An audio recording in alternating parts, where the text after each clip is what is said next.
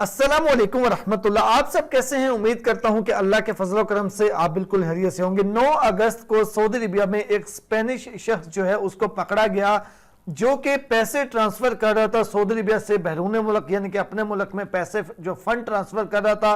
और जो उसके पास पैसे थे वो तकरीबन 3,05,000 रियाल थे, जो कि वो यानी कि अननोन फंड थे। यानी अननोन फंड का मतलब उसके पास उसका इनकम प्रूफ नहीं था कि वो पैसे उसके पास कहां से आए, तो उस वजह से उसको जो है वो गिरफ्तार किया गया।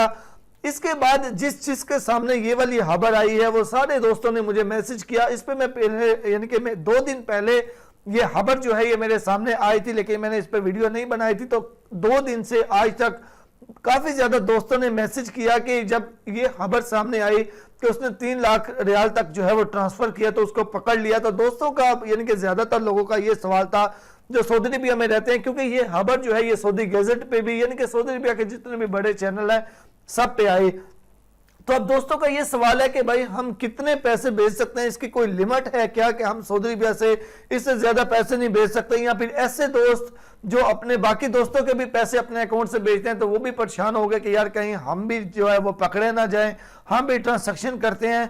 अब यहां पे मैं आपसे 2-3 चीजें जो है वो क्लियर करना चाहता हूं। सबसे पहली चीज कि इसको पकड़ा गया है क्योंकि इसके पास जो पैसे थे वो अननोन फंड, अननोन का मतलब कि कोई भी उसकी सोर्स नहीं थी, यानी कि वो प्रूफ के तौर पे नहीं बता सकता था कि उसके पास ये पैसे कहां पे आए, कहां से आए। तो जब वो ये बता नहीं सकता उसके पास ये पैसे कहां से आए, तो इसका मतलब वो चोरी के हैं, इलीगल है। तो इस वजह से उसको पकड़ा गया। सऊदी अरबिया की अगर बैंकों की बात की जाए तो सऊदी अरबिया में जितने भी बैंक हैं जिनमें आपके अकाउंट हैं, जो आगे रेमिटेंस जो अकाउंट होता है उसकी बात नहीं कर रहा, अल राजी, उसके बाद अल अहली जो उनके मेन अकाउंट है, उनकी एक दिन की लिमिट 50,000 होती है। एक दिन में आप सऊदी अरबिया से लीगल तरीके से बैंकिंग चैनल से 1 लाख रियाल तक अपने मुल्क में भेज सकते हैं। इस लिमिट को आप बढ़ा भी सकते हैं, लेकिन उसमें कोई इश्यू नहीं होता। डिपेंड ये करता है कि आप क्या करते हैं, आपके पास जो इनकम है वो लीगल तरीके से आ रही है या इलीगल तरीके से। अगर आप लीगल तरीके से एक महीने में 20,000, 25,000, 30,000 भी कमाते हैं, इतने भी बेचते हैं, तो आपको कोई नहीं पकड़ेगा और ना ही आज तक किसी को पकड़ा है।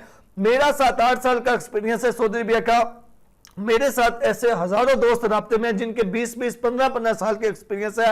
आज तक किसी को लीगल काम करते हुए यानी कि लीगल पैसा भेजते हुए किसी को नहीं पकड़ा गया।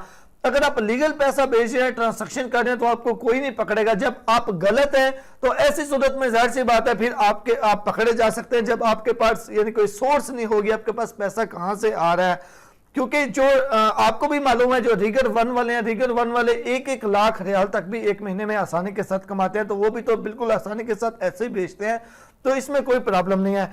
प्रॉब्लम कब आती है? ये दूसरे नंबर पे ये भी चीज है कि मिसाल के तौर पे मैं पाकिस्तान का हूं तो मैं इंडिया में ज्यादा पैसे भेज रहा हूं, ऐसा आपको नहीं करना चाहिए।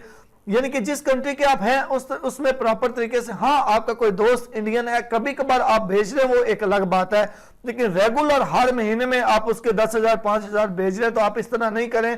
हाँ पाकिस्तान नहीं है, पाकिस्तान के अंदर है, फिर आप उसकी हेल्प कर सकते हैं, लेकिन वो भी आप एक लिमिट में रहें। यानी ये नहीं है कि यार 10 दोस्त हैं यार लेते हैं और सारे मैं आपके भेजता हूं। आप एक लिमिट में रहे तो इंशाल्लाह कोई परेशानी नहीं होगी।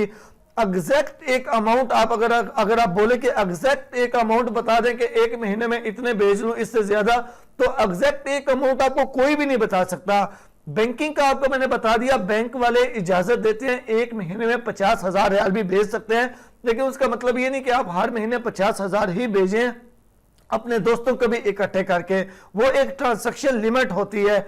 उसके अलावा अगर आप लीगल 20,000, 25,000 जितना भी कमा रहे हैं, आप उसको लीगल तरीके से बैंकिंग चैनल से भेजें, तो इंशाल्लाह आपको कभी किसी किस्म की परेशानी का सामना नहीं करना पड़ेगा।